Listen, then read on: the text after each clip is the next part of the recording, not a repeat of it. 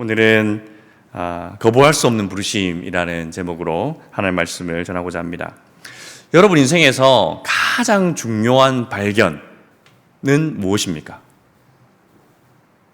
제일 먼저 떠오르시는 것이 무엇인가요? 시인? 시인 인생의 가장 중요한 발견. 너무 어렵나? 정답을 말씀드리겠습니다. 하나님이며 또 우리 예수님이겠죠. 그것이 우리 인생의 가장 중요한 발견입니다. 중요하진 않은데요, 사소하지만 기묘한 발견을 제가 이번 주에 했습니다. 이번 주 중에 우리 구홍식 목사님이 밥을 사주셨어요. 그 식당을 데리고 가셨는데 너무 맛있는 거예요. 양도 엄청 많아요.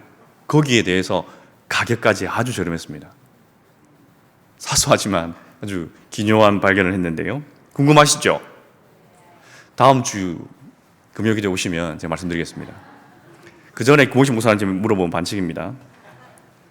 오늘 말씀에서도 우리는 중요한 진리 두 가지를 발견할 수 있는데요, 첫 번째는 무엇이냐면 인간은 절대로 그 누구도 스스로 하나님께 한 발자국도 나갈 수 없다는 것입니다. 절망적인 진리죠. 그런데 두 번째 진리가 있습니다. 그러한 인간을 하나님께서 이끌어 주신다는 것입니다. 이것은 소망이 넘치는 진리이지요. 그래서 오늘 본문에 보면 예수님께서 아버지께서 이끌지 아니하시면 아무도 내게 올 수 없다라고 말씀하시거든요. 이것은 우리의 영적인 상태, 우리의 영혼의 상태가 어떠한 위치에 있는지를 알려주시는 정말 중요한 말씀입니다. 또한 우리가 어떻게 구원에 이를 수 있는지를 가르쳐 주시는 말씀이기도 하지요.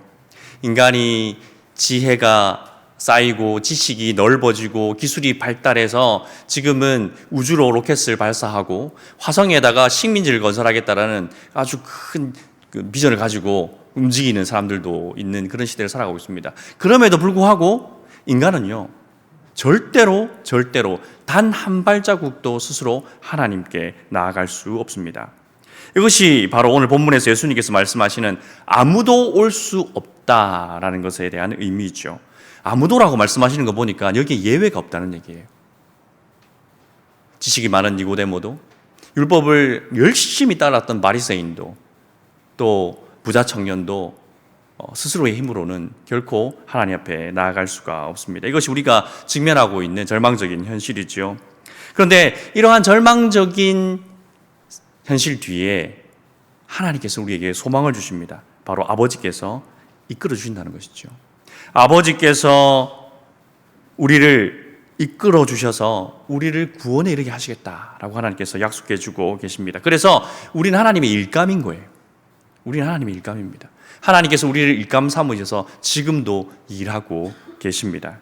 그래서 오늘 말씀을 통하여서 그렇게 완악하고 스스로는 단 한 발자국도 하나님께 나아갈 수 없는 우리가 어떻게 예수님께로 나아갈 수 있는지, 하나님께서 우리를 어떻게 이끌어 가시는지를 살펴보고요, 또 그 과정에서 우리는 어떤 일을 누리게 되는지 살펴보려고 합니다. 첫 번째, 하나님의 이끄심, 하나님의 부르심에는 특징이 있습니다. 첫 번째 특징은 무엇이냐면 하나님께서 우리를 부르실 때에 강압적인 방법으로 부르시는 것이 아니라 설득시키시고 설복시키셔서 우리를 부르신다는 것입니다.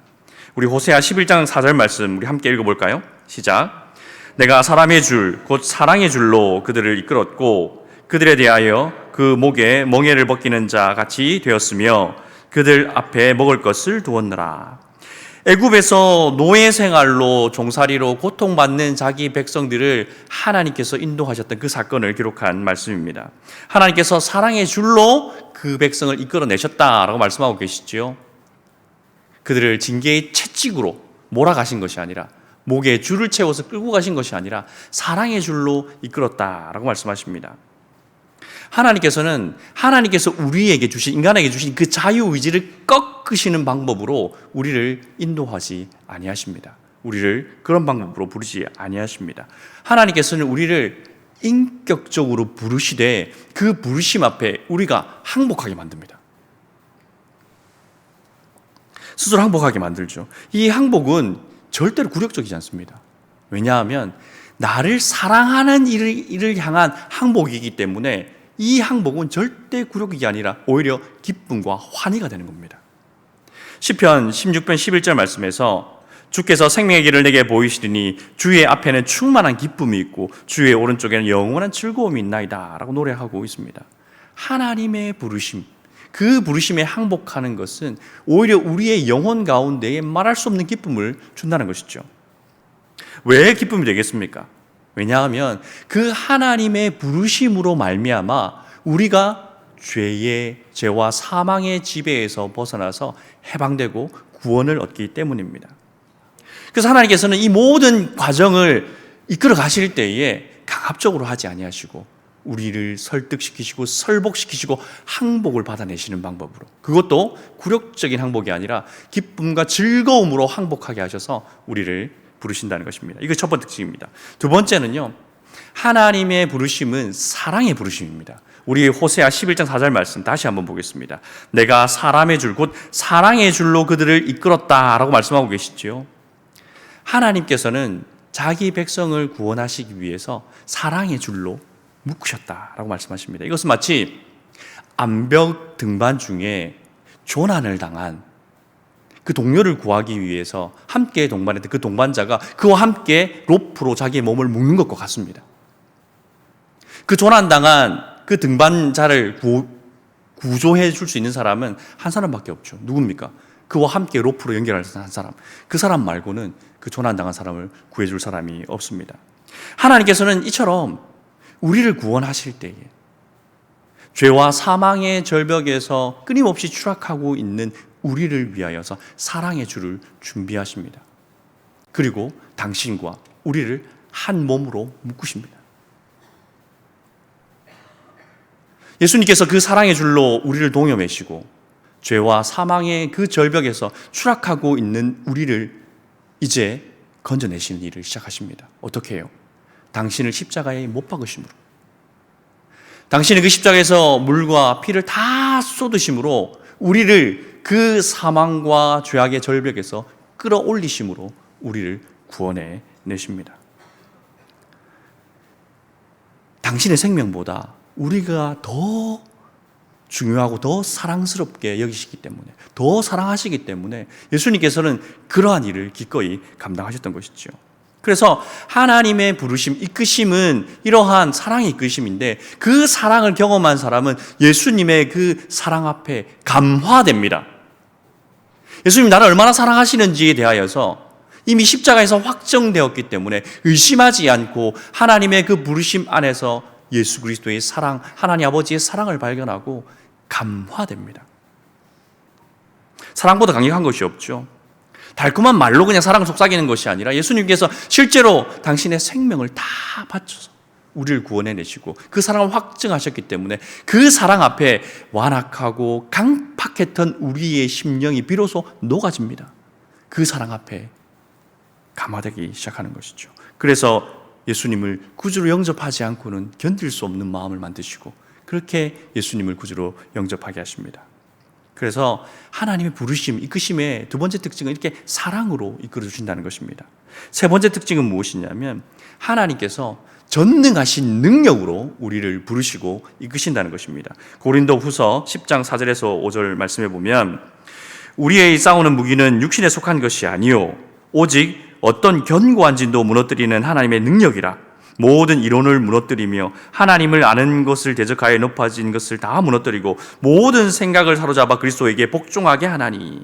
하나님께서는요, 자기 백성을 구원하실 때에 하나님의 전능하신 능력을 사용하셔서 당신의 백성들을 구원하십니다. 이것이 어디에 분명히 드러나냐면 출애굽 사건에서 분명히 드러납니다.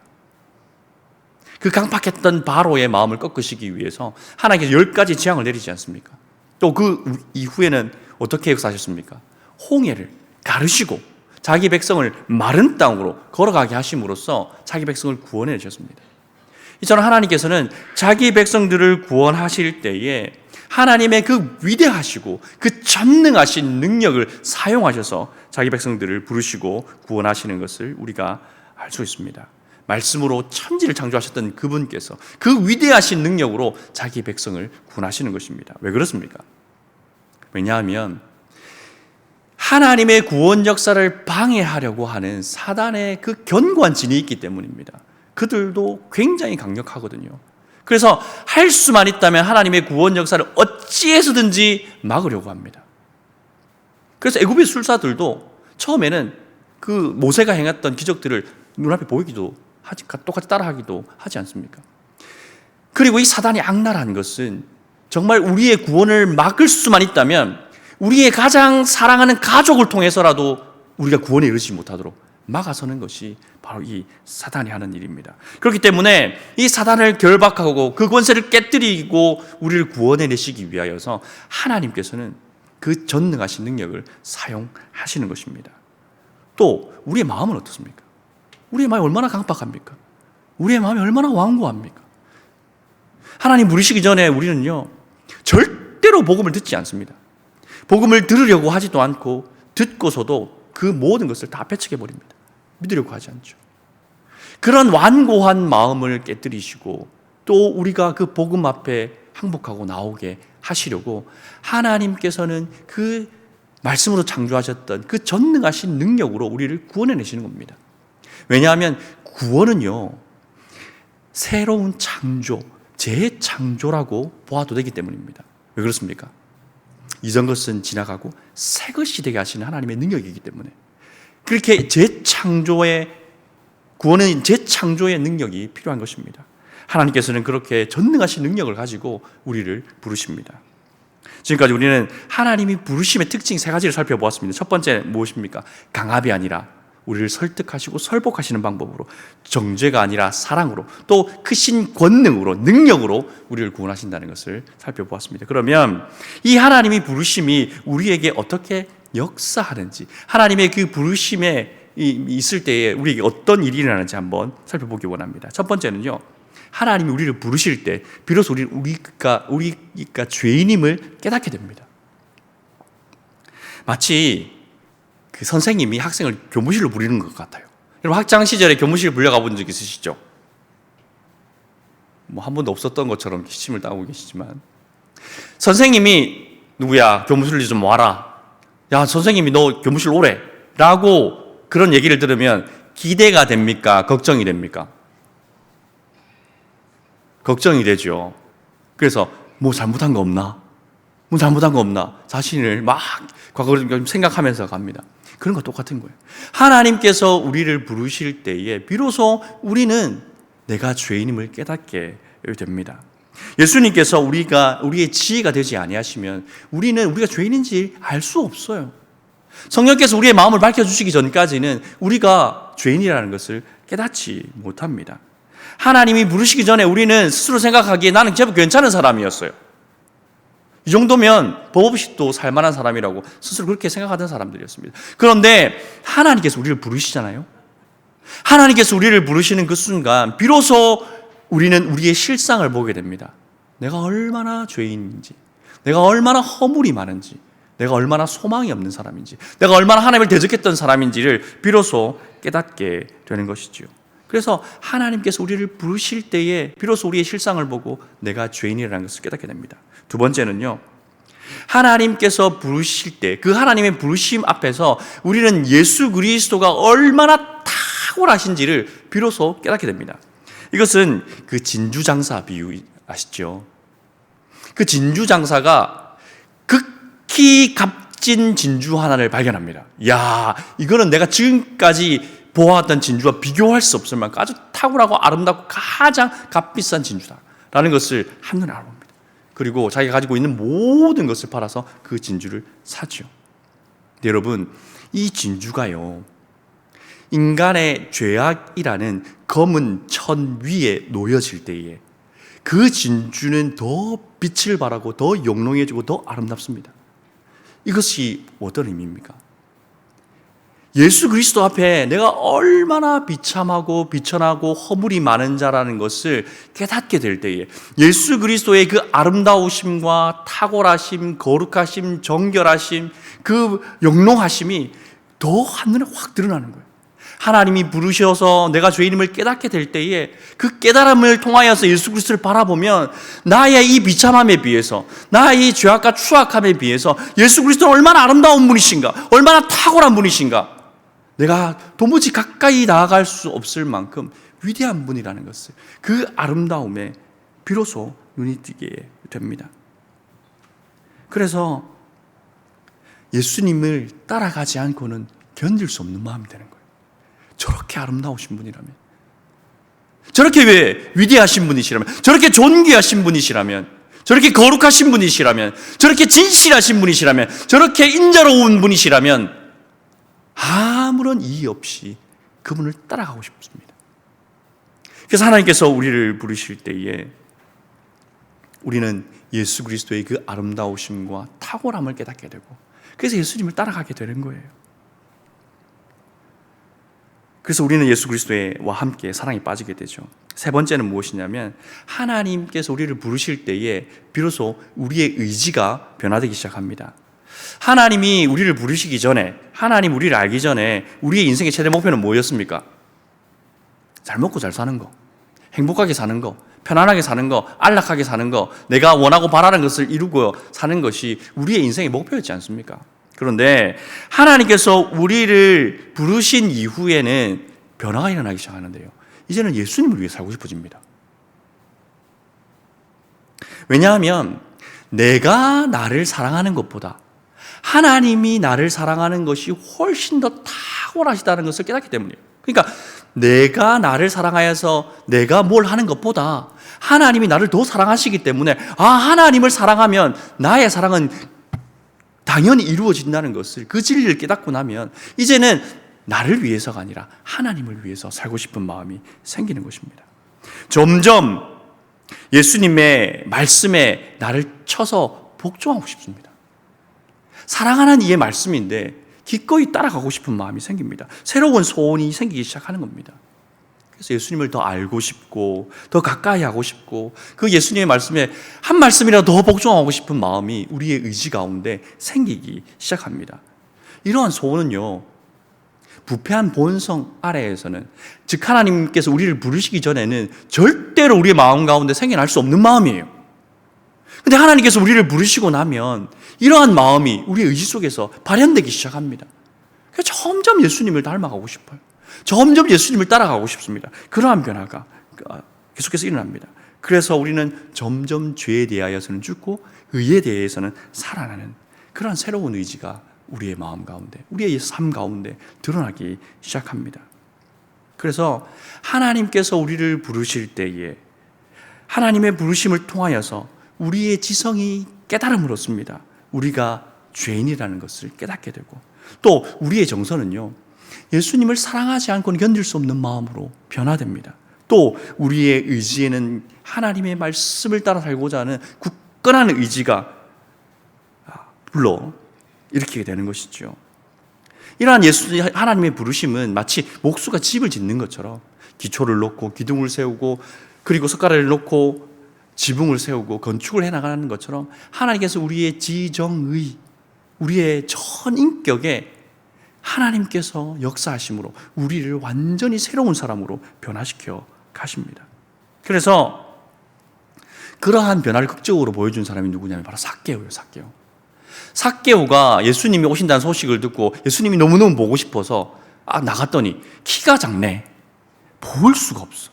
그래서 어른임에도 불구하고 그 나무에 올라가지 않습니까? 멀리서라도 보고 싶어서. 근데 예수님께서 삭개오에게 찾아오십니다. 아무도 삭개오의 이름을 가르쳐 주시지 않았지만 예수님께서는 삭개오야 내려오라 라고 부르십니다. 그때 어떤 일이 일어납니까? 삭개오가 새 사람이 되는 거예요. 이전에 자신의 죄악을 회개하고 이제는 예수님의 말씀대로 살아가는 완전히 새로운 사람으로 변화됩니다. 어떻게 해요? 예수님이 삭개오의 이름을 부르셨을 때 이런 역사가 일어나는 거예요. 하나님의 부르심은 바로 이런 겁니다. 하나님이 우리를 부르실 때에 그 부르심 앞에서 저항할 수 있는 사람은 아무도 없어요. 그리고 그 부르심은 효력이 있어서 반드시 사람을 구원해내시고 사람을 변화시킵니다. 에덴 동산에서 타락하여 무서워 하나님을 숨었던 그 아담을 부르시는 하나님처럼 우상을 만들어 섬기는 집안에서 살아가던 그 아브라함을 부르셨던 것처럼, 광야에서 자기의 양떼도 없이 장인의 양떼를 치고 있던 보잘것없는 목동이었던 모세를 부르시고, 바닷가에서 그물을 깃고 있던 베드로를 부르시고, 다메섹으로 가서 기독교인들을 잡아오려고 기세등등하게 나가던 그 바울 사도를 하나님 예수님께서 부르셨을 때에 그들의 삶이 완전히 변화되는 역사가 일어난 것입니다. 하나님께서 지금도 우리의 이름을 부르고 계십니다. 오늘 이 밤에 그 하나님의 부르심의 말씀이 여러분들의 심령 가운데 강력하게 울려 퍼지시기를 주님의 이름으로 축원드립니다. 그럼 이런 하나님의 부르심이 있을 때 우리는 그럼 어떻게 변화되는지 살펴볼까요? 첫 번째는 진리에 대한 각성이 일어납니다. 무엇이냐면 하나님의 부르심 앞에서 우리는 비로소 이 세상이 어떻게 시작되었고 어떻게 끝나는지, 이 세상에 감추었던 진리를 깨닫게 됩니다. 보이는 것이 전부가 아니라는 자각이 일어나기 시작하는데요, 그전에는 어떻습니까? 세상은 그냥 우연히 생긴 거야. 나는 그냥 진화되어서 이렇게 살고 있대. 이것이 우리가 아는 전부였습니다. 그런데 매트릭스 영화 기억나십니까? 주인공 레오가 약을 두 개를 제시를 받습니다. 하나는 파란 약, 하나는 빨간 약. 파란 약을 먹으면 지금 그대로 살아가는 거고, 빨간 약을 먹으면 네가 진리를 보게 될 거다. 그래서 레오가 그 빨간 약을 먹습니다. 그렇게 해서 각성되죠. 그러고 나니까 자기가 살고 있던 세계는 전부 다 매트릭스 속에서 구현되어진 가짜 세계라는, 가상 세계라는 걸 비로소 깨닫게 됩니다. 그러면서 막 이야기가 막 전개됩니다. 그런 것처럼 하나님께서 우리를 부르실 때에 우리의 지성 가운데 새로운 각성이 일어나요. 아, 세상은 그냥 우연히 생긴 게 아니야. 이 세상과 이 온 우주는 하나님이 창조하신 거야 하는 각성이 일어납니다. 내 원숭이에서 그냥 우연히 진화되어서 이렇게 살고 있다고? 택도 없는 소리 하지 마. 나는 하나님께서 목적을 가지시고 하나님의 계획 아래서 하나님의 뜻 가운데 이 지구라는 행성, 그리고 이 대한민국에서 지금 2020년을 살아가도록 하나님께서 역사하고 계신 거야. 이러한 영적인 각성이 일어납니다. 세계관이 변하는 거예요. 여러분, 세계관이 변하면 당연히 따라오는 것이 무엇이냐면 가치관이 변합니다. 그래서 이전에 굉장히 가치 있다고 생각했던 것들이 점점 가소롭게 여겨지기 시작합니다. 전에는 그런 것들 때문에 목숨을 걸었던 것인데 이제 내 가치관이 변하니까 그따위 게 뭐라고 내가 그런 일에 목숨을 걸었지? 라고 새로운 각성이 일어납니다. 그래서 새로운 가치관, 새로운 세계관 속에서 우리가 새로운 세상을 살아가게 되는 것입니다. 모든 것이 바뀌는 것이죠. 두 번째는요, 하나님의 부르심으로 인하여서 우리 지난 금요기도 시간에 살펴본 것처럼 예수 그리스도와 연합이 우리 가운데 일어납니다. 예수님께서 내 안에 거하시고 내가 예수님 안에 거하는 이 신비한 연합이 그 부르심 속에서 일어납니다. 어떤 일이 일어난다고 말씀드렸습니까? 예수님의 그 의로우심이 우리에게 전가되어서 우리는 죄를 하나도 짓지 않은 사람인 의인으로 하나님께 칭함을 받습니다. 예수님의 그 거룩하심을 본받아서 점점 더 우리는 거룩해져 갑니다. 이러한 변화, 하나님께서 우리를 부르실 때에 우리를 완전히 새 사람으로 변화시키시는, 전 인격을 변화시키시는 그러한 변화가 우리 가운데 나타나는 것이죠. 세 번째는 이 하나님의 부르심 안에는요, 하나님께서 우리를 영원토록 지키시고 보호하시겠다는 약속이 포함되어 있습니다. 요한복음 10장 29절 말씀 보면, 그들을 주신 내 아버지는 만물보다 크심에 아무도 아버지 손에서 빼앗을 수 없느니라. 아멘. 아무도 어디에서 빼앗을 수 없다고요? 아버지의 손에서 빼앗을 수 없다라고 말씀하고 계십니다.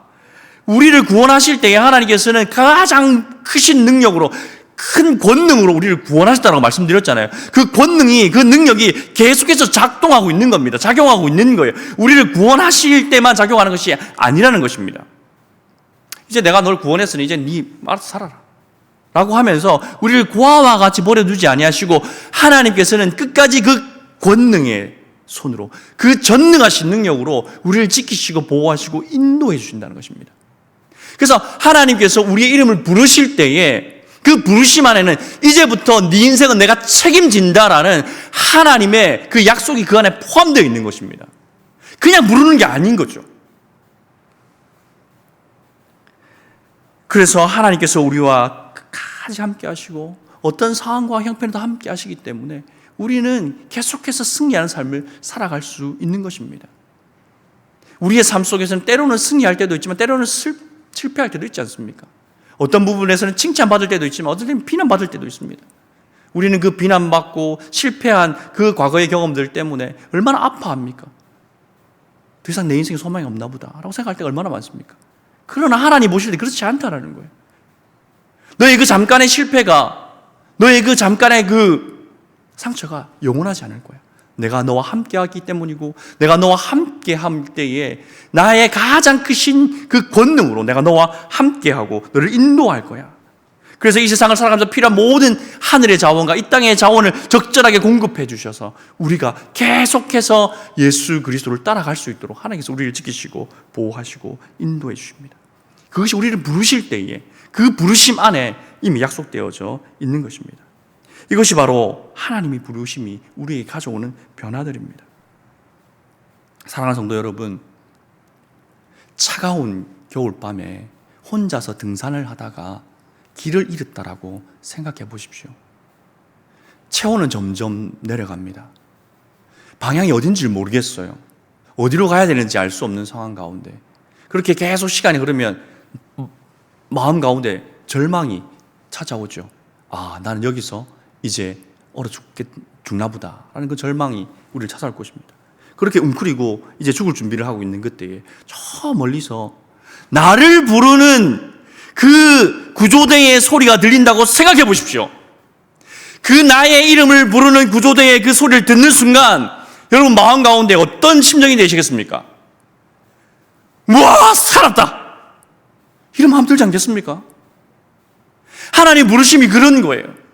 하나님이 우리를 부르실 때에 우리의 마음 가운데 야, 이제 나는 살았다! 라는 그러한 은혜가 우리 가운데 임하는 것입니다. 하나님께서 우리를 부르시기 위해서 그 예수님은 이 땅까지 내려오셨지 않습니까? 온 산을 헤매면서 잃어버린 한 마리 양을 찾아 헤매이는 그 목자처럼 우리의 이름을 부르시기 위해서 주님은 지금도 우리를 찾아오고 계십니다. 십자가에 달리셨을 때도 목이 터져라 우리를 위해서 기도하셨던 그 예수님, 그 예수님의 부르심, 그 예수님의 우리의 이끄심이 있었기 때문에 우리가 지금 이곳에서 멀쩡하게 하나님의 이름을 부르며 예배할 수 있는 것입니다. 그 부르심이 있기에 우리가 새 생명을 얻은 것이지요. 그러나 여러분, 하나님이 내 이름을 불러준다는 것, 내가 그 하나님의 부름을 받았다는 것, 이것은 정말 놀라운 은혜예요.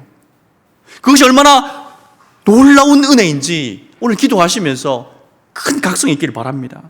그래서 우리가 그 은혜를 매일매일 기억하며 살아야 합니다. 그 은혜를 기억하고 그 은혜가 점점 커질 때에 우리의 마음 가운데 새로운 변화가 일어납니다.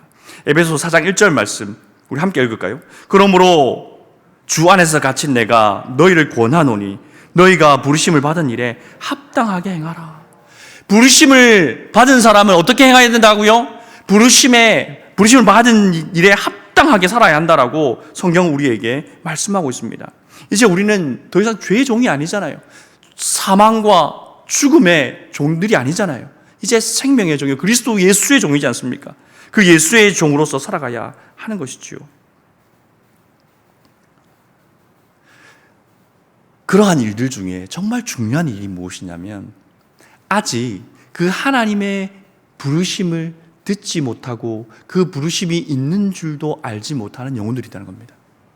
우리는 그 하나님의 부르심을 듣고 예수님을 구주로 영접하여서 구원에 이르러서 이렇게 은혜를 누리고 있는데 아직도 그 음성을 듣지 못하고 그 부르심이 듣지 못하여서 그 사망과 죄악의 절벽 가운데서 끊임없이 추락하고 있는 우리 형제들이 있습니다.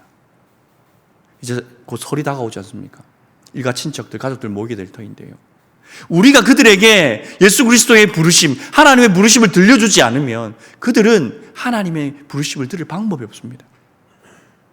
오늘 우리는 말씀을 통하여서 하나님이 우리의 이름을 부르실 때에 우리에게 일어나는 놀라운 변화가 무엇인지, 그 부르심의 효력이 무엇인지 우리는 다 같이 들었습니다.